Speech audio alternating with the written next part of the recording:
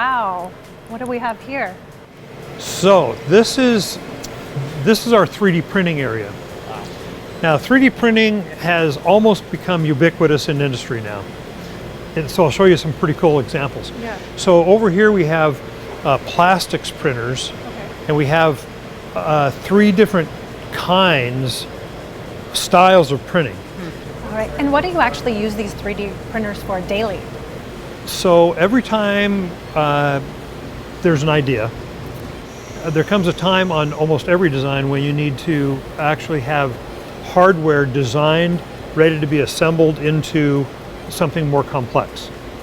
And so we'll take the CAD, the computer-aided design models, and then we take those files, run them through other software that converts that file to a code that these machines can read. And what's that turnaround time from when the machine receives the... Daily. Let me introduce you to one of our engineers.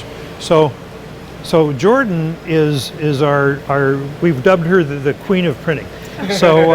So here's something, for example. So I can see this being great for iteration, prototyping. What else would you use 3D printing for? So I mean, obviously this is not going to be for large scale production.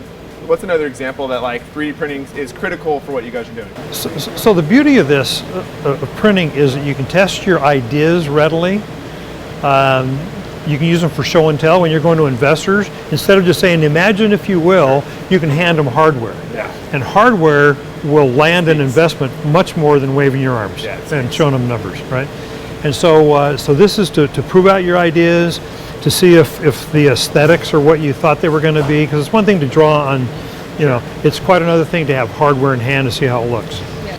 Once you have all the components interacting in an assembly the way you want, and then the whole assembly, as you saw in the lab, completely working, then we could take the designs and make injection molds to make production quantities. But printing has become integral and absolutely necessary to today's engineering process.